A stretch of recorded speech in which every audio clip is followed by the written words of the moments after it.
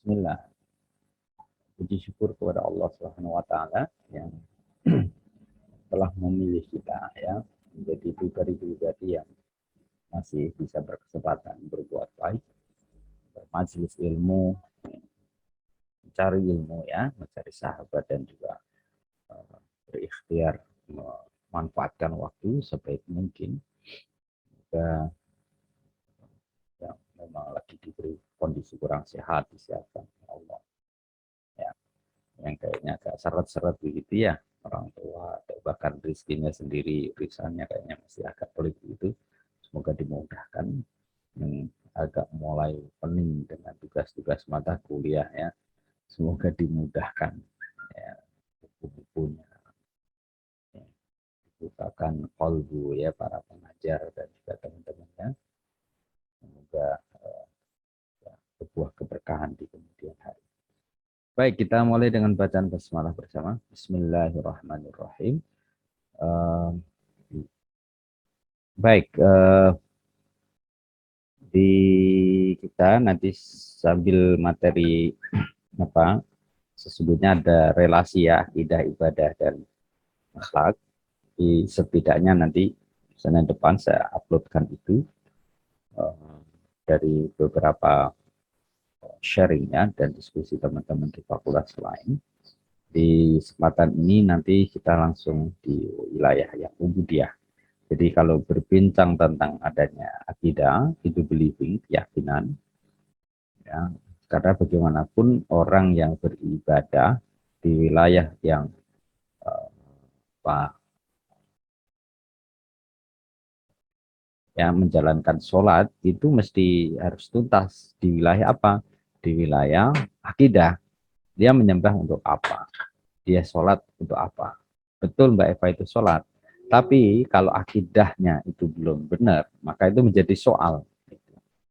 Ya, maka relasinya siapapun yang memiliki dan meyakini kehidupan ini ada yang mengatur, maka dia mesti percaya. Nah, dulu kita bahas di PAI 1 adalah rukun iman. Iman kepada Allah, iman kepada Nabi Allah, pada malaikat, ya, termasuk pada kitab-kitab Allah, termasuk pada qada-qadar Allah dan yaumil akhir. Itu ya, di rukun iman. Keyakinan-keyakinan itu tidak berhenti pada sebuah iman semata. Keimanan itu ada di dalam. Maka dia harus dikeluarkan di dalam ekspresi keimanannya. Kalau kita ngakunya bersyahadah, asyhadu alla ilaha illallah, wujud kita mengimani Allah itu apa? Ketenangan, ya, kebersyukuran, qanaah terhadap apapun nikmat Allah. Tapi full up dari itu adalah aksi perilaku di dalam perilaku keseharian. Ketika perilaku keseharian itu kita jalankan dalam wujud ibadah, maka siapapun yang beriman kepada Allah, percaya dengan kitab Allah, ya, dia lalu menjalankan ibadah atau yang disebut dengan berbagai ritual keagamaan. Ritual keagamaan ini masuklah di rukun Islam. Itu Mas Lofi. Jadi kalau kita runtut relasinya ke sana. Nah, bahasan tentang itu insya Allah nanti kita berikan di video yang depan. Pagi ini bagaimana ekspresi ibadah itu mewujud dalam rukun iman. Dan itu yang kemudian rukun Islam ya, yang ada di dalam sholat kita. Sholat itu tidak sah, malayatimul wajib ila bifawa wajibun, sesuatu yang wajib itu harus dilakukan, maka sesuatu yang tidak sempurna dengan sebelumnya yang harus dilakukan, ya, maka sebelumnya itu perilaku itu juga hukumnya wajib. Gitu. Ya, itu maksudnya gimana Pak? Vera tanya tuh sama Mbak Devi ya. Maksudnya kalau sholat itu hukumnya wajib, ya, tapi sholat tidak sah tanpa ada wudhu, ya Mas Fikri, maka wudhu itu menjadi wajib. Jadi asal mula hukumnya wudhu itu adalah sunnah. Tapi karena wajibnya sholat itu tidak bisa terpenuhi kecuali dengan wudhu yang sunnah, maka wudhu itu menjadi wajib. Nah, nanti hubungannya apa? Jadi kalau Mas Fikri, sekarang ini jam 7, belum waktunya zuhur, kok wudhu, itu sebenarnya nggak wajib wudhunya. Kenapa? Karena wudhunya sholat zuhur, itu setelah apa, Mas Fikri? Salah satu syarat sholat sah itu apa? Syaratnya sholat itu salah satunya apa?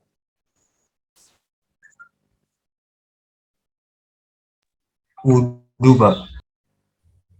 Enggak, wudhu itu sebelum itu. Salah satu menjadi wajibnya sholat atau syarat sahnya sholat itu apa? Kalau saya contohkan Mas Lutfi ya. Mas Lutfi ya jam 2 itu sholat asar, boleh atau enggak? Nggak boleh, Pak, Nah, karena belum waktunya. maka syaratnya salah satunya adalah dukhulul waktu, masuknya sholat. Nah, termasuk misalnya saking pengen pergi gitu, masih ada 15 menit gitu ya.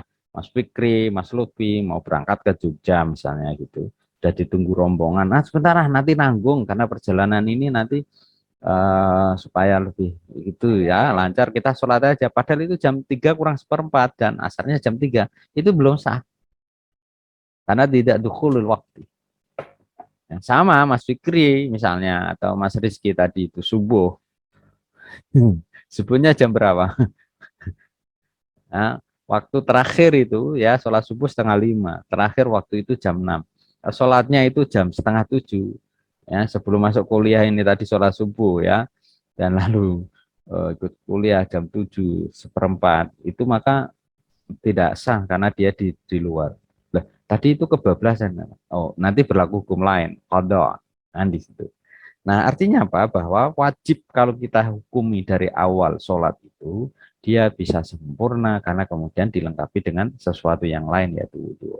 Nah, ini sebuah rangkaian ekspresi ritual agama. Ya, keimanan juga sama, gitu. Jadi ada orang kok tiba-tiba melakukan sesuatu tanpa ada keyakinan tertentu, itu biasanya batal. Oleh karena itu, ya, maka prinsip utama di dalam hidup ini adalah keyakinan ketuhanan. Maka kasihan orang-orang yang tidak memiliki keyakinan yang benar terhadap Allah. Siapa itu? Contoh, ya, orang yang meyakini Tuhan itu ada 3. Ya, misalnya. Atau kemudian dia beragama, tapi tidak percaya dengan adanya Tuhan itu ada. Di satu agama itu meyakini begitu. Jadi akhir kehidupan itu bukan Tuhan memberikan surga neraka, tetapi the end of life setelah kemudian ada surga neraka ya, ada reinkarnasi dan seterusnya, itu adalah nibana. Nibana itu enggak ada apapun ya, surga neraka enggak ada, Tuhan enggak ada, manusia hewan semuanya enggak ada. Nah terus gimana? Ya udah nibana itu kekosongan yang hakiki ya. Kalau Mas Fikri ya, percaya enggak nanti kehidupan selama-lamanya itu apa? Masuk neraka atau masuk surga? Masuk surga, Pak. Percaya kok. Wajah yang ngono kok. Ya ada, kita doain ya, baru sebatas doa. Ya, ya kalau misalnya ada surga dan neraka, ya, lalu ya apa namanya eh, pilihannya adalah antara surga dan neraka. Ada nggak kira-kira di tengah nggak ada di surga ya nggak ada di neraka gitu. Ya, ya itu satu hal yang tidak mungkin. Artinya pilihannya itu surga dan neraka. Dan apa yang kemudian menjadi sebuah keyakinan ya Mas Afrizal kira-kira nanti itu ada nggak akhir dari kehidupan di surga dan neraka? Ada Bapak, soalnya di Ada. apa? Ada Pak. Apa itu? Uh, Kurang paham Bapak. Enggak, misalnya kan tadi Mas Afrizal masuk neraka. Mas Fikri masuk surga ya toh? Atau kemudian dibolak-balik lah. Ya kira-kira itu akan selamanya atau kemudian akan berujung apa? Ya wes surga neraka ya. Fikri sudah sekian miliar tahun di surga ya. Mas Afrizal sekian puluh juta tahun di neraka gitu, terus dimasukkan ke surga gitu. Terus setelah itu apa? Surga neraka hilang. Kalau Mas Afrizal tadi berarti nggak ada ini gitu. Penghujungnya ya ada lagi setelah surga dan neraka. Apa itu Mas Afrizal?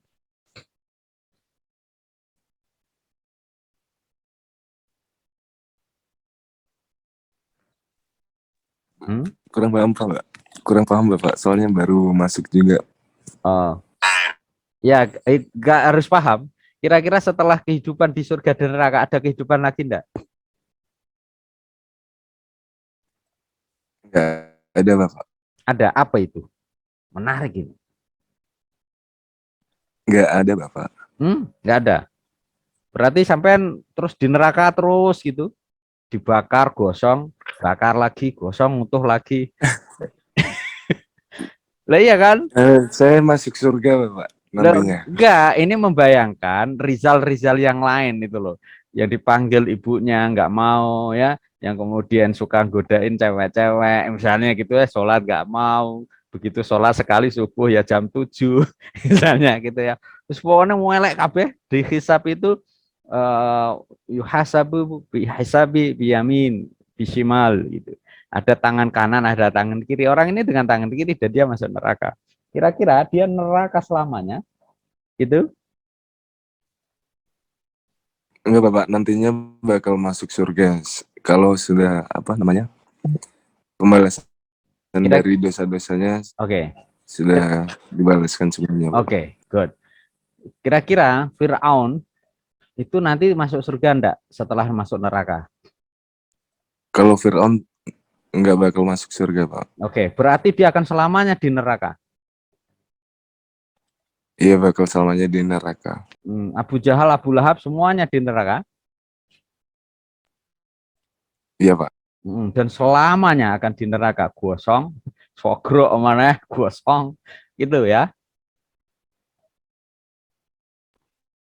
Iya Pak. Cuman Fir'aun yang nggak bakal masuk surga. Loh kok cuma Firaun? Lalu Kanan putranya Nabi Nuh ya.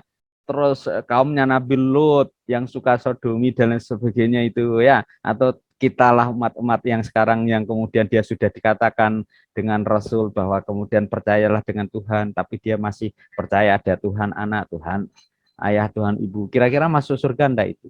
Dan dia sampai mati, ketika lahir dia sudah masuk ke agama itu, sampai mati lalu dia juga percaya tentang Tuhan itu tiga itu. Masuk surga enggak kira-kira? Hmm, nggak bakal masuk surga Pak. Nah, berarti bukan hanya Firaun kan? Iya Pak. Iya. Iya, oke. Berarti semua makhluk Allah dalam hal ini adalah manusia, ya, yang tidak mengimani Allah berarti akan masuk neraka selamanya. Ya kan? Iya. Nah, itu. Oke, keyakinan itu kan wabasyiril ladzina amanu wa 'amilus solihati annalahum jannatin tajri min tahtiha al-anhar.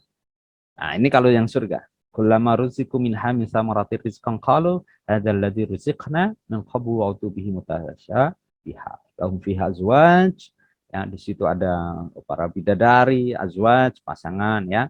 Yang perempuan juga begitu, ketemu dengan pasangannya lagi.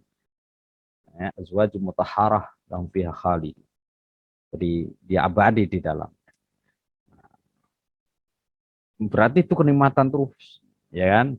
Nah, yang menjadi satu ambiguitas ya.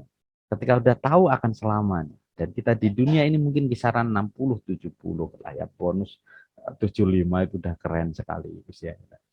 Tapi di dalam pola yang misalnya hanya sekian tahun itu tetap saja kan masih aja ya, dan kehidupan yang abadi tadi itu akan selamanya. Kira-kira ya Mbak Khulasatul Fuadah, apa sih yang menjadi faktor sudah tahu begitu tapi tetap aja masih jalan terus? sholat ya nggak terlalu rutin-rutin amat juga. Hah?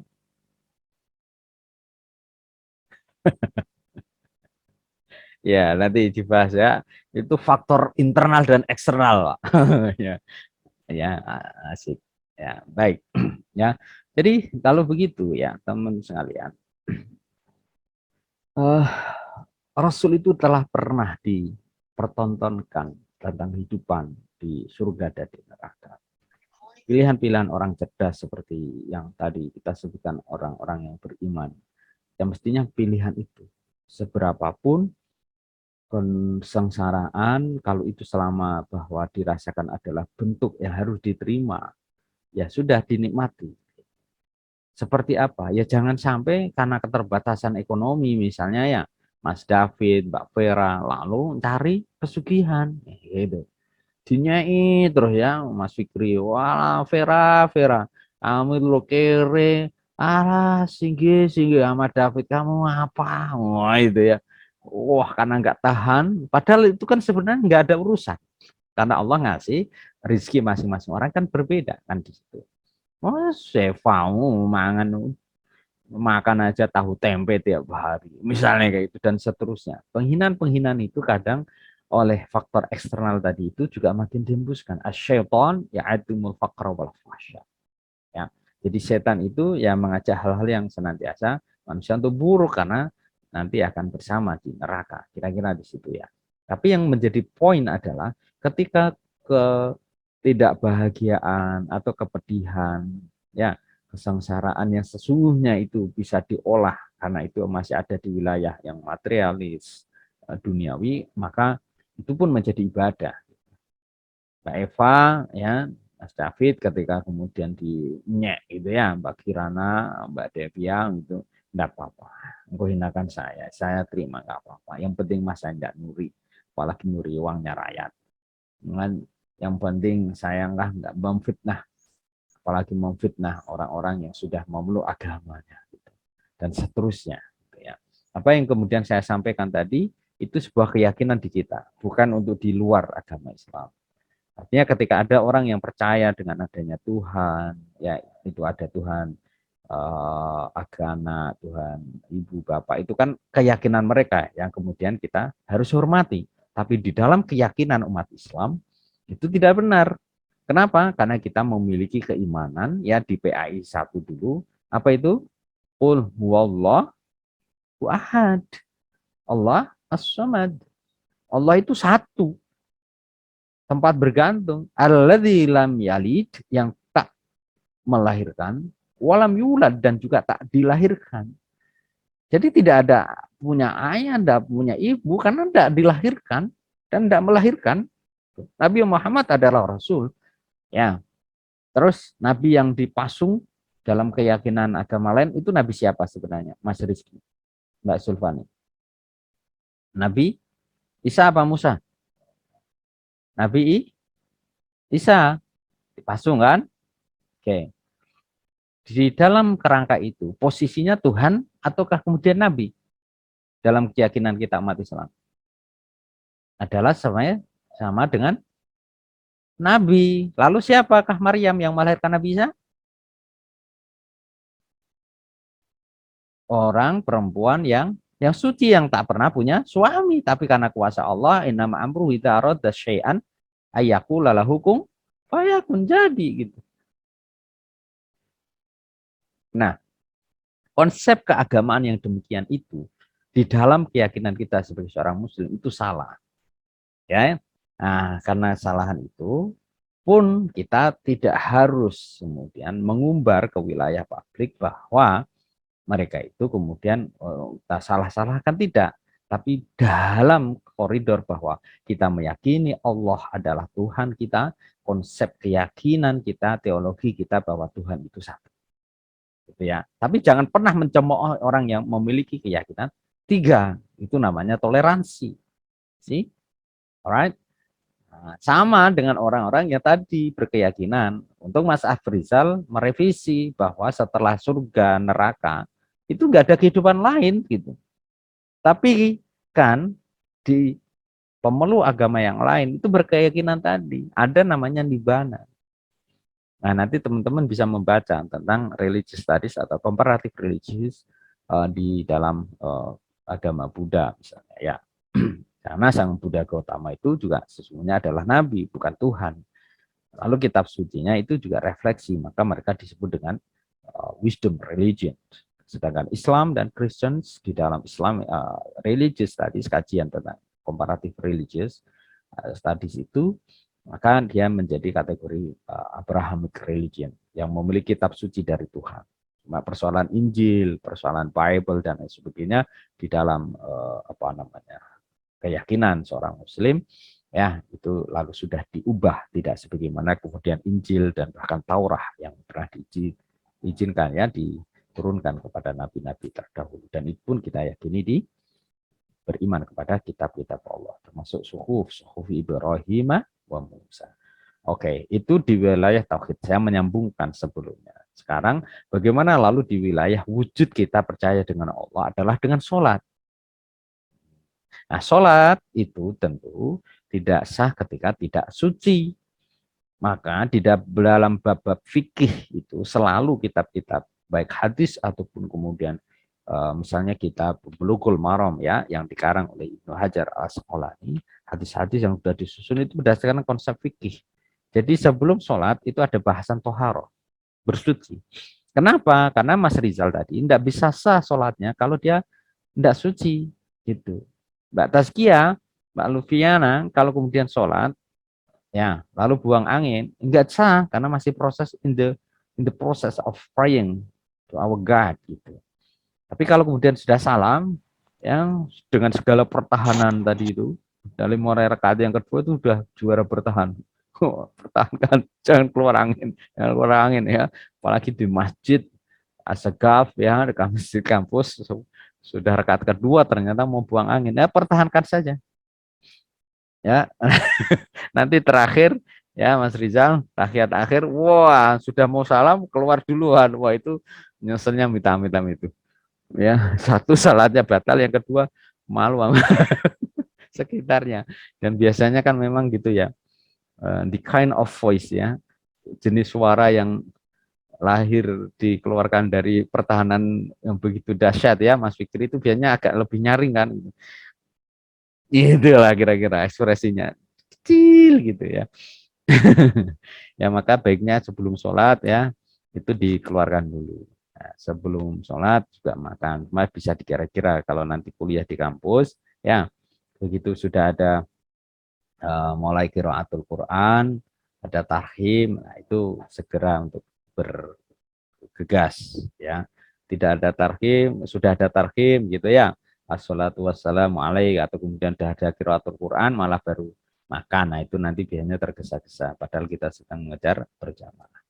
Nah, poinnya lebih lanjut ya, teman-teman sekalian, ketika kita membahas tentang toharoh, tentang bersuci, kita mesti tahu macam-macamnya ya. Nah, saya coba bukakan di screen yang sebelumnya.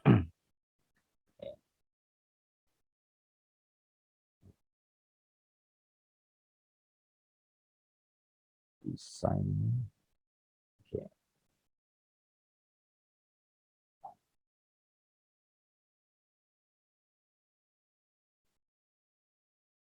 Sudah kelihatan belum ya? Belum ya?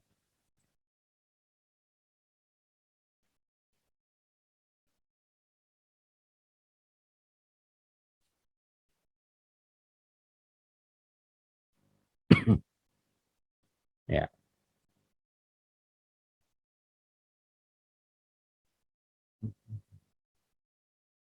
Oke.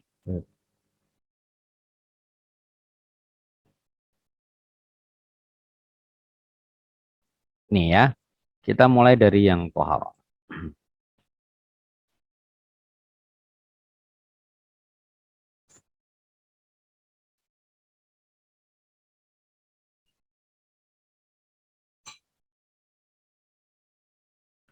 Kelihatan ya Mas Rizal ya? Kelihatan, Pak. Oke. Ya, jadi toharoh itu eh, secara etimologis ya mestinya suci. Jadi ada ungkapan yang seringkali bukan salah kaprah tapi menjadi lebih lumrah itu at-tahurah minal iman. Jadi seringnya dipakai kata-kata an-nadzafah. An-nadzafah itu bersih. Sedangkan di dalam Islam hadis yang lebih valid begitu itu justru dengan kata at-tahurah. Jadi at-tahurah minal iman.